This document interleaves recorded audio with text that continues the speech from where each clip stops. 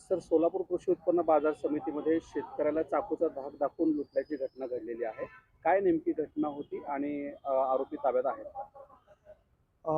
8 मे 2026 रोजी मोहोळ तालुक्यातील शेतकरी हनुमंत कोळी हे त्यांचा कांदा विक्री करण्यासाठी मार्केट यार्ड सोलापूर या ठिकाणी आले होते. संध्याकाळी त्यांनी मुक्काम करून 8 तारखेला सकाळी नैसर्गिक विधीला जाण्यासाठी शेतकी फार्म हैदराबाद रोडवरच्या शेजारी नैसर्गिक विधीसाठी गेले असताना 4 अनोळखी इसमांनी त्यांना धाक दाखवून त्यांच्या गाडीची चावी काढून घेतली आणि खिशातला मोबाईलसुद्धा हिसकावून घेतला आणि पोटाला चाकू लावून त्यांनी त्याच्या खिशामधले काही पैसे आणि फोनपेमधील काही रक्कम हे जबरदस्तीने काढून घेतली.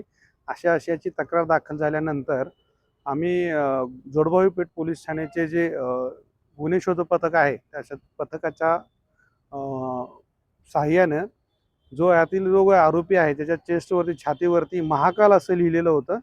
त्याच्याबद्दल आम्हाला माहिती फिर्यादीने सांगितल्यानंतर आणि फोनपेचं जे ट्रान्झॅक्शन आहे त्याच्यावरनं आम्ही यातील जे काही आरोपी आहेत हे 4 आरोपींना आम्ही ताब्यात घेतलं होतं.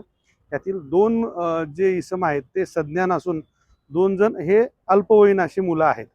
यांनी घटना केल्याच्या नंतर आम्ही ताब्यात घेतलं होतं. दोघांना न्यायालयीन सध्या कोर्टामध्ये हजर केल्याच्या नंतर 1 दिवसाची पोलीस कोठडी प्राप्त झाली होती.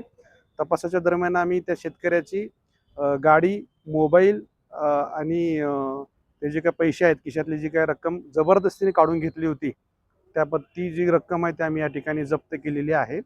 सदरची कारवाई ही आम्ही पोलीस निरीक्षक श्री मुलाणी यांच्या मार्गदर्शनाखाली गुन्हे शोध पथकाने केलेली आहे.